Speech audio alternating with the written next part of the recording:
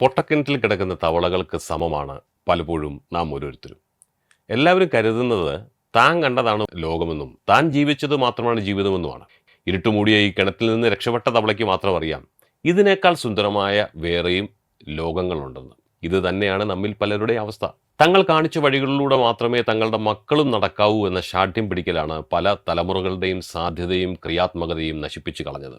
ഇത്തരം ചങ്ങലകൾ ഭേദിക്കാൻ ശേഷിയില്ലാത്തതുകൊണ്ടാണ് ആഗ്രഹമുണ്ടായിട്ട് പോലും പലരും ഒന്നുമാകാതെ പോകുന്നതും. നാം ഇങ്ങനെയായി. എന്നാൽ പുതുതലമുറയുടെ ആഗ്രഹങ്ങളെ, അവരുടെ സ്വപ്ന സഞ്ചാരങ്ങളെ നാം ഒരിക്കലും തകർത്തെറിയരുത്. നാം ഒന്ന് തോൾ താഴ്ത്തി കൊടുത്താൽ അവർ അതിൽ ചവിട്ടി ആകാശം തൊട്ടുള്ളൂ. ആർക്കെങ്കിലുമൊക്കെ ജീവിതത്തിൽ ഒരു ചവിട്ട് പടിയാകാൻ കഴിഞ്ഞു എന്നതിൽ കൂടുതൽ വലിയ നേട്ടം മറ്റെന്താണുള്ളത്? ഒരു നാണയത്തിൻ്റെ രണ്ട് വശങ്ങളാണ് സുഖവും ദുഃഖവും. നാം എങ്ങനെ അതിനെ നേരിടുന്നു എന്നതിലാണ് കാര്യം. സുഖം മാത്രം പുറമേ കാണിക്കുകയും ദുഃഖം മറച്ചുപിടിക്കുകയും ചെയ്യുന്നവരാണ് മനുഷ്യരെല്ലാവരും. നല്ലത് കാണാനും ശുഭപ്രതീക്ഷ പുലർത്താനുമാണ് നാം ശീലിക്കേണ്ടത്. എന്തിലും നന്മ കാണാൻ ശ്രമിക്കുന്ന ഒരു വ്യക്തിത്വമാകാനാണ് നാം പരിശ്രമിക്കേണ്ടത്. ഏതിലും ക്ലേശങ്ങൾ മാത്രം കാണുന്ന വ്യക്തിത്വത്തിന് ഒന്നിലും സന്തോഷം കാണാനാവില്ല. നന്മ പ്രതീക്ഷിക്കുന്നവനെ നന്മ ലഭിക്കും. നല്ലത് വരുമെന്ന ശുഭപ്രതീക്ഷ നമ്മെ നല്ലതിലേക്ക് നയിക്കുക തന്നെ ചെയ്യും. Have A nice day.